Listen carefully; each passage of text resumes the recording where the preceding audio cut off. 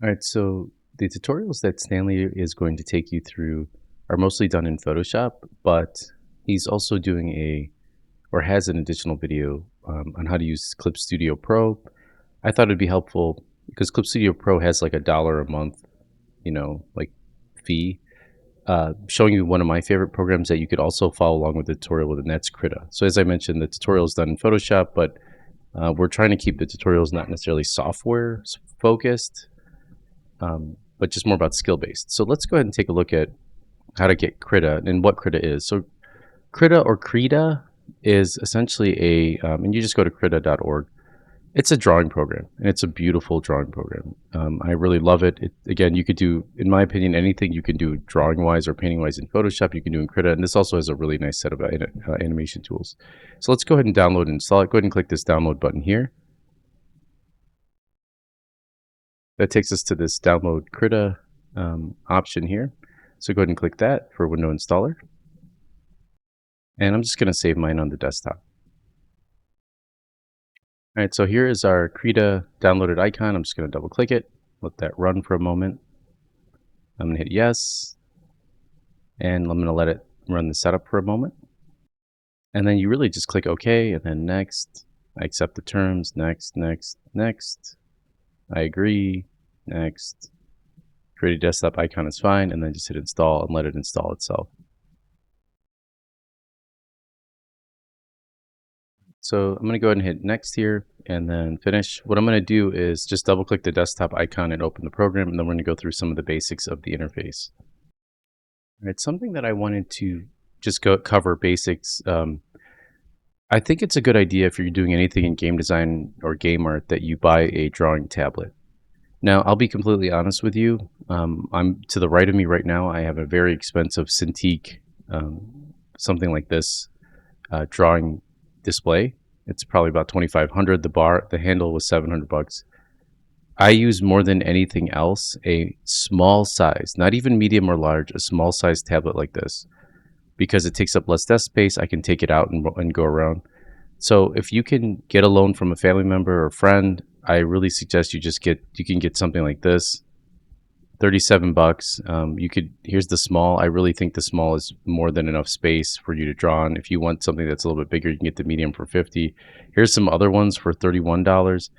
They all work fine, to be completely honest with you. I would just get one of these the cheaper Yuan. If you have the money, I do like the Wacom products, but I think at this point, these Wacom tablets, this one's 39 bucks, but it's not going to have all of the nice buttons. Actually, they have some up at the top here. That, like, if you look at this Yuan, which is a little bit more, it's got all these great buttons which you can use later for drawing. I'm trying to see here. Yeah, I just think getting a cheap tablet is really good. So definitely get one. You can see there's a bunch of different options. Here's this H460, and also, because Amazon has such a great return policy, maybe you could see if there's any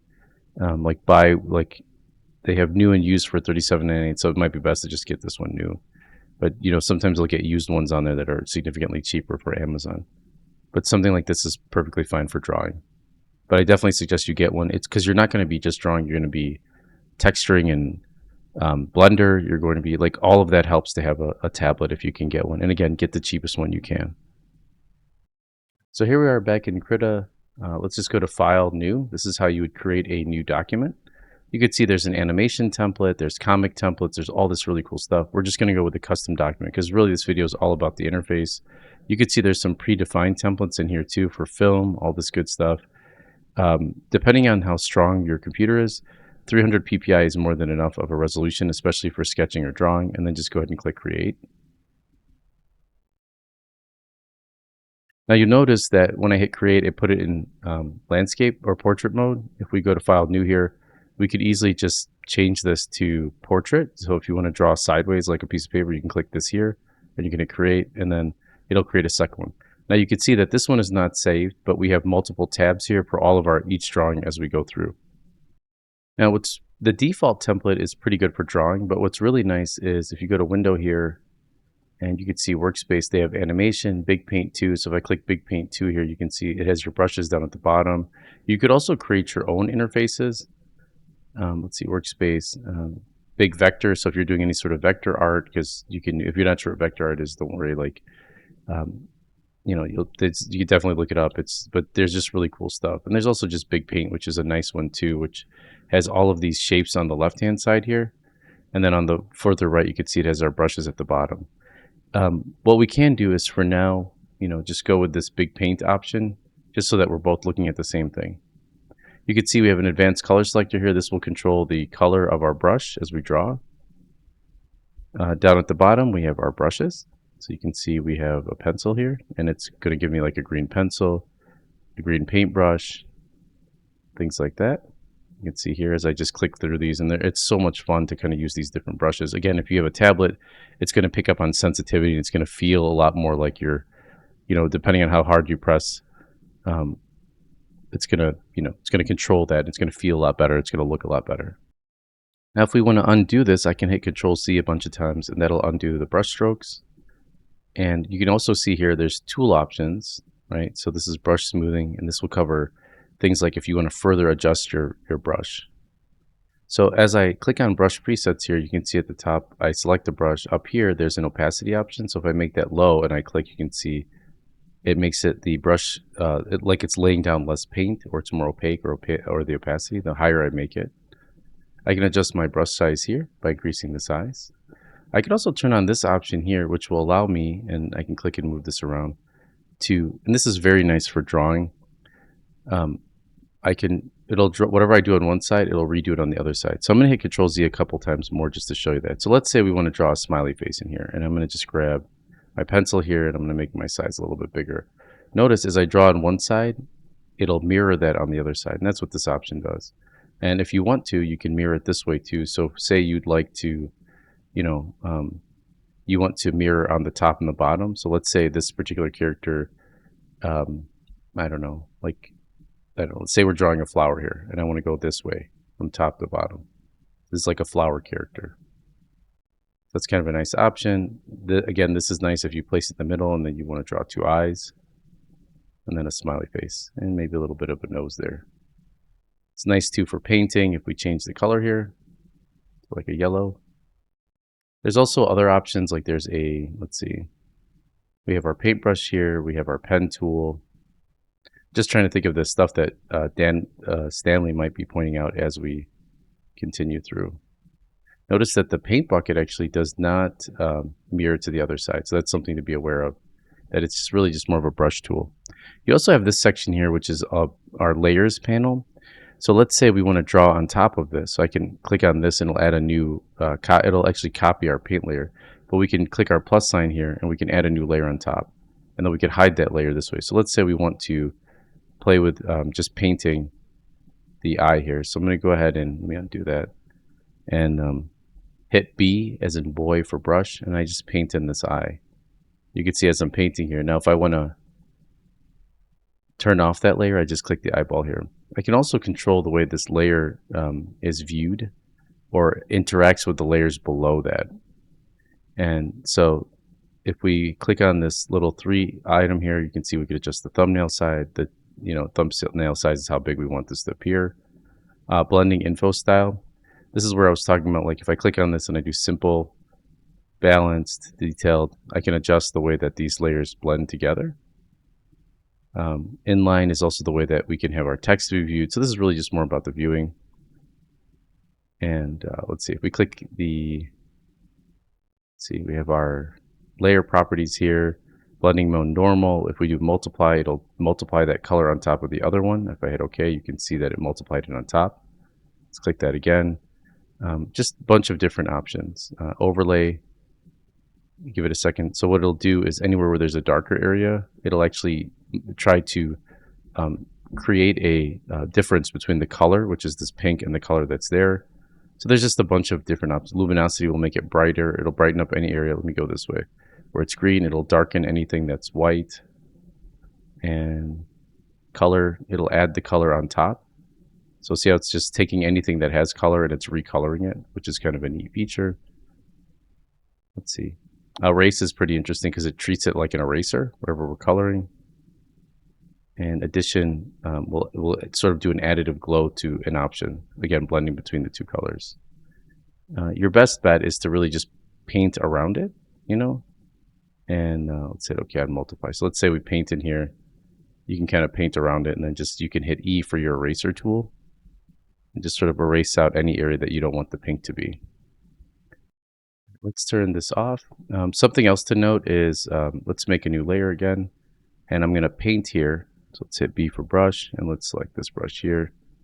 Let's go with the bigger guy, maybe this guy. Also, if you hit the plus and minus on your keyboard, you could zoom in and out. Your brackets will also increase your brush size. Like if you use the bracket keys on your keyboard, those are to the left of the backspace key. But I can hold Control Z to undo, and then I could also hit Shift Z. Is it Shift Z or Alt Z? Control Shift Z. Yeah, Control Shift Z to bring it back. So Control Z to get rid of it, and Control Shift Z to bring it back. If you scroll the wheel on your mouse out, you can zoom. If you hold the space bar down and left click, you can pan. Also, if you click in your middle wheel on your mouse, you can pan too. Let's talk a little bit about these down here. There's a selection tool. So if I click on this, you can see I can draw out a selection. And then I can hit Control X to cut that. Let's make sure we're on a layer that has something. But Control X to cut that. You can see it creates a new thing. Control C to copy, and then Control V to paste it, and it'll paste it on another layer. And then you can see here, we can grab our arrow, our little arrow here. Oh, this is our vector move tool. Let's see. I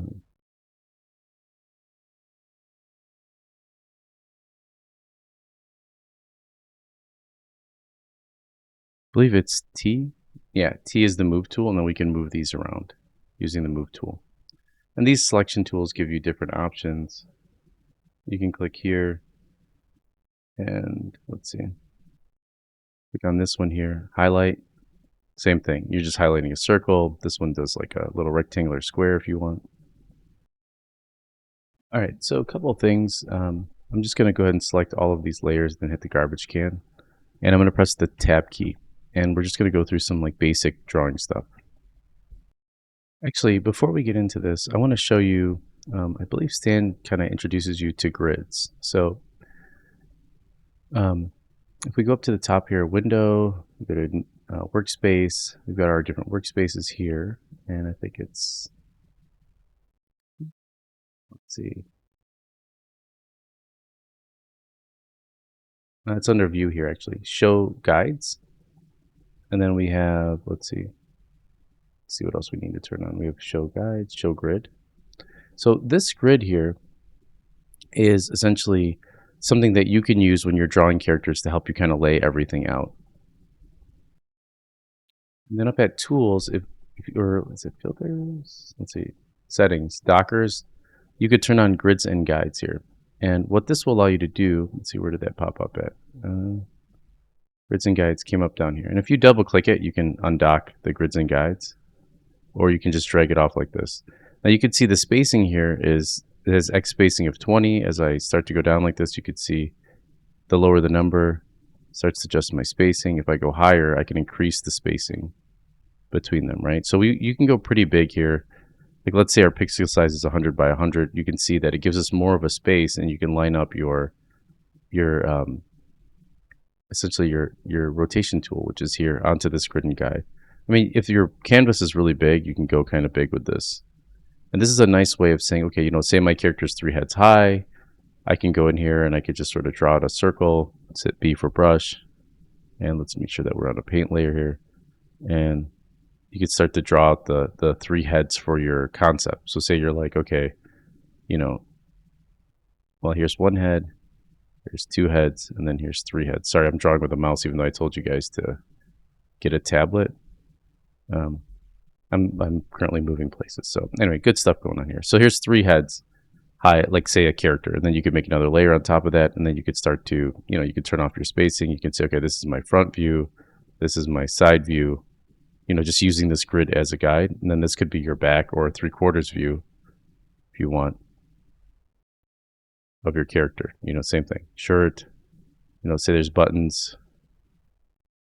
And honestly, it's okay to draw poorly, you know, at first, especially if you're still learning. You know, you're just kind of getting, you know, you could start off by drawing a snowman, things like that, before you get into the heavier tutorials. Now, something else I want to point out is you see this pixel count size, which is like 500. You could, in essence, if you're making a pixel art game where your character is moving or walking or something, you could change this to like 16 by 16 pixels, and then you could adjust your essentially your subdivision size here. And what you would do is, depending on the size of your paper, like if it's 10, this is a very high resolution sheet or image here that we're drawing on. You could draw inside of each one of these boxes like a walk cycle and stuff. And in other classes, we do cover this a bit and how to program platformers and moving and stuff. But just kind of showing you how Krita could be used, and these grids could be used to sort of lay out your stuff for Unity later.